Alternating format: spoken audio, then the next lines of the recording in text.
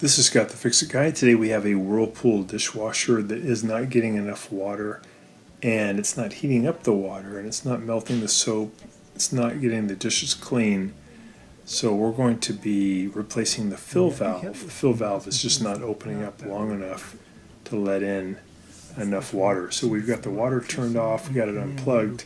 We're going to take off this kick plate at the bottom. In this procedure on this Whirlpool dishwasher, you don't have to remove the dishwasher. You can do it all from the front, just laying down in front of the dishwasher. So here's the fill valve. We're going to remove the power coming to it. It's a brown wire with a modular connector. We're going to push in on the clip and pull away that modular connector. And we're going to use a pair of pliers to loosen up this intake water supply. So we're going to loosen it up and then use our hand to spin it off. And then there's just 1/4 inch bolt holding it into position, which is really easy to take out. I've actually got the door open at this point because it gives me a little bit more room to do the work. You can do it with the door closed too.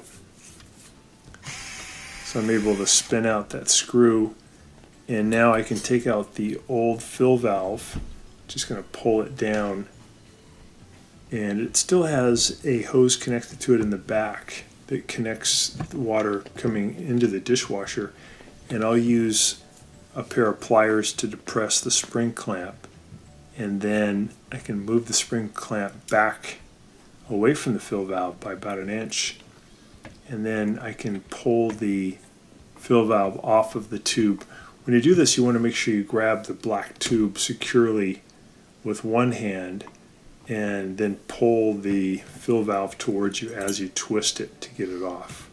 Make sure you don't pull hard on that black tube though. You don't want to pull the tube towards you. You want to kind of keep the tube where it is, but pull the fill valve towards you. Here's the new fill valve. We're going to push it into that new black hose. We're going to use our pliers to move the spring clamp into position, and that's what's going to keep the watertight seal. So we've got that spring clamp exposed. We're going to pinch in on it and then bring it toward the fill valve. You can get these fill valves online. You just got to put in your model number and then put in the word fill valve. So now I'm getting it into position, lining up the hole in the plastic with the hole in the metal frame. I'm going to put in the 1/4 inch screw, get that zipped in. I'll grab that brown wire, that modular connector, and I'm going to push that in until it clicks. That's bringing power to the fill valve. These fill valves just get weak over time, and they don't open up long enough to let in enough water, or sometimes they get clogged with debris. It's usually at about maybe the 7 or 8 year mark. So I'm going to carefully thread this brass piece back onto the plastic threads. Just take your time. It should go on easily. If it's not going on easily, you're cross-threading, and you don't want to tighten that. You want to do it over until it goes on easily, probably about 5 turns. And then you need to use pliers to give it a little bit more turn to get it tight. There's a rubber gasket in there too that helps make a watertight seal. So once you got that on tight, you can turn the water back on and plug it back in and just look for any leaks. If it does leak a little bit, you might have to tighten it more.